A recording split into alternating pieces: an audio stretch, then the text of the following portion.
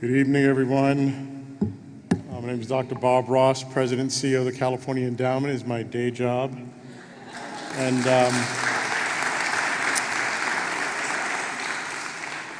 just want to let, with that day job hat on, where did Mary Jane go? Did you go back to your seat, Mary Jane? There you go.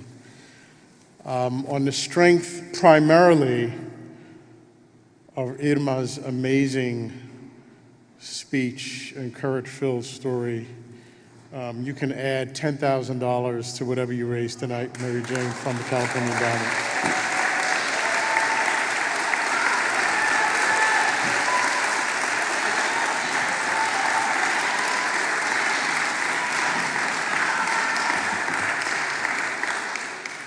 And Irma, that check should have your name on it. I'm here to provide the Champion Award to a friend and colleague, civic leader, the amazing Austin Beutner.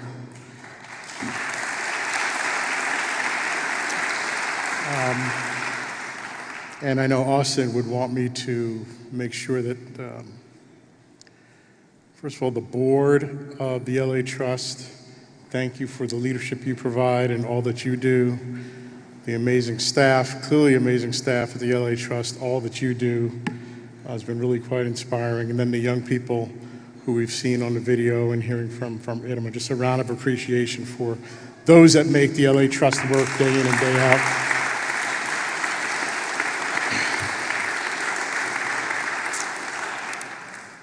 out. Austin Beutner is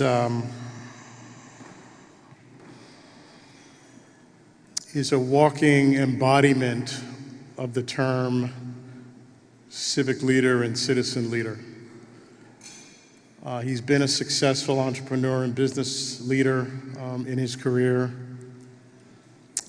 He's been at the helm of one of our nation's largest newspapers. He's created an amazing nonprofit organization, transformational work called Vision to Learn, which has equipped hundreds of thousands of young people with the ability to have the sight they need to succeed in the classroom. And then he decided, if that wasn't enough, to run the second largest school district in the nation, Los Angeles Unified School District, which all of us recognize is largely an unforgiving and thankless job. It's the kind of job where you really want somebody great to be in that job, you just don't want it to be you, right?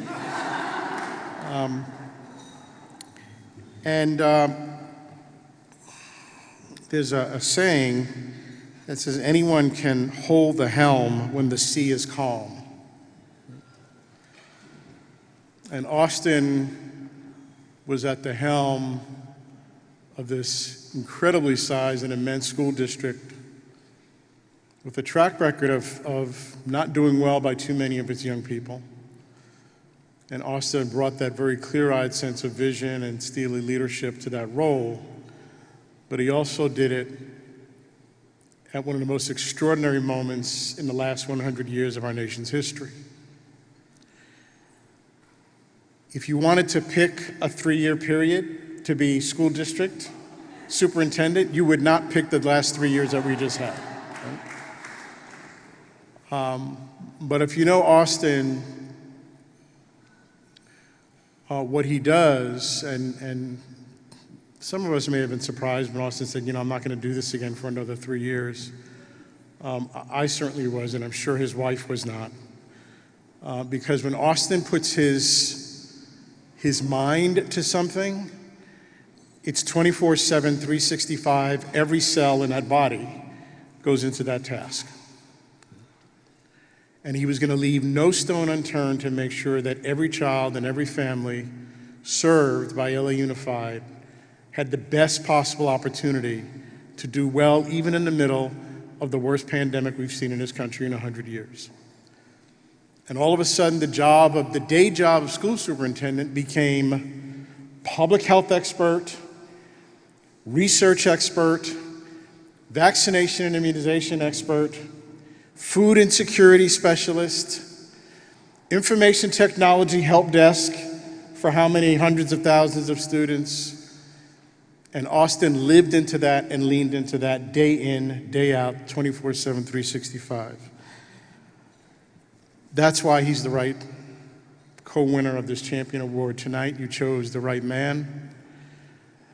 In introducing him, I looked up Austin. I went to a couple of books of quotations, and I read through about 200 quotations. I said, there's a quotation that describes Austin Beutner in this list somewhere.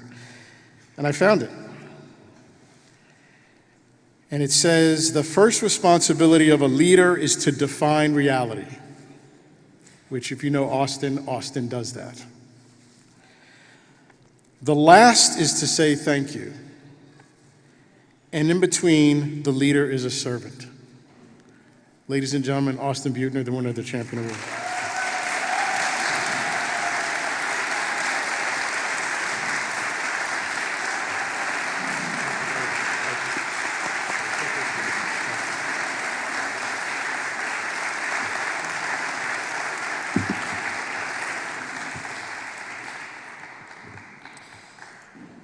Thank you, Bob. I cannot thank you enough for your words, and I can't thank you enough for your leadership. For those who don't know Bob and the work of the endowment, there has been no singular more important force for the health and wellness of our community for the last decade plus than Bob Ross. So thank you, Bob. I appreciate it.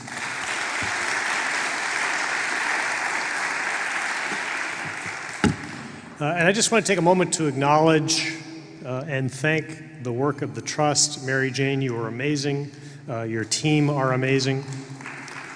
And I want to give a special shout out to people who have supported the work of this organization, Louise Bryson, Sherry Davis, Michael Dubin, others who are here because the work matters.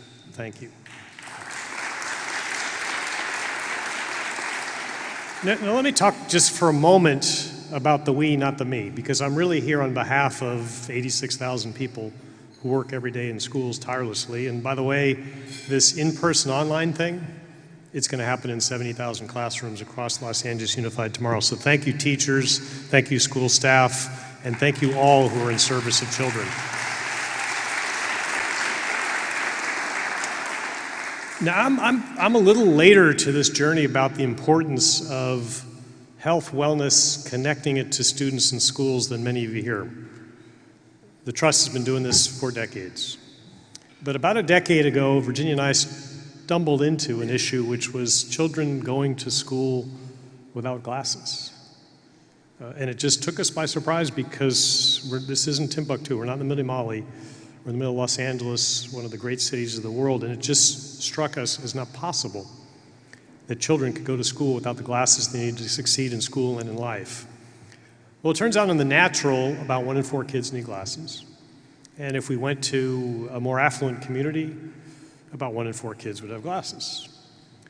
But if we took a trip not far from here, mere blocks from here, we'd find most kids didn't.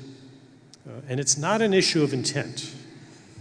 Policy, coverage, Republicans and Democrats have agreed for a long, long time that children in need should be provided what they need.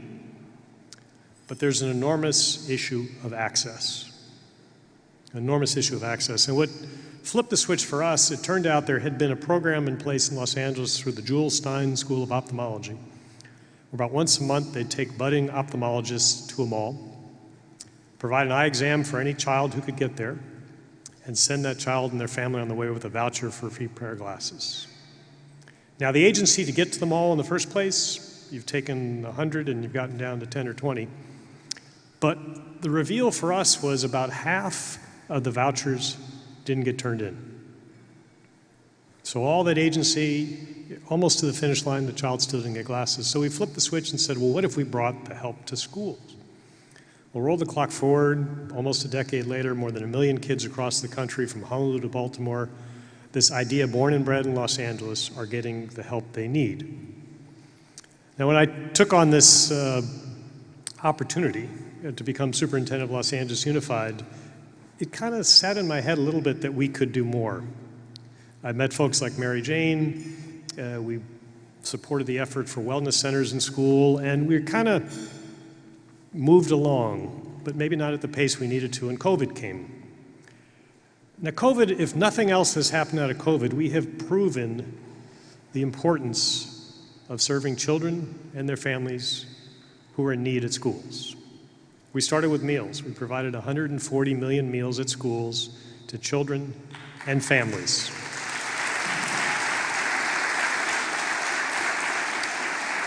No questions asked, no questions asked. Even though the Secretary of Agriculture and the Secretary of Education didn't think we should, even though the city, county, and state gave us no money, we felt it was our mission to make sure nobody went hungry.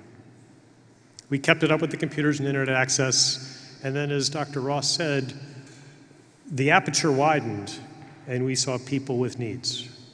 We didn't ask them the same question over and over again, are you struggling to get by? It was apparent to us they were.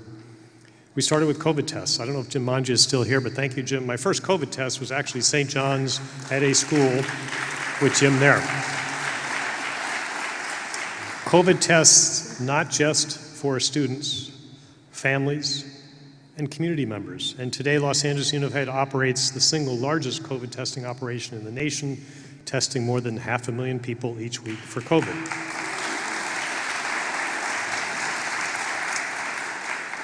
Vaccinations. Again, thank you, Jim. I don't know where he is, but we had a 5-minute phone call and said, you know what?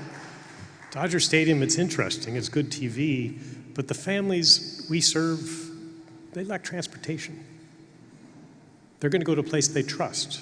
We need to provide that in the neighborhood. We opened up vaccination centers in schools, ultimately leading to the largest vaccination effort for teachers and school staff in the nation at SoFi Stadium, and dozens of community-based health centers, vaccination centers at schools. And 95% of the people who come to school to get vaccinated live in the neighborhood. Now, if there's a theme here I'd like you to take away is the trust maybe was born a little bit before its time.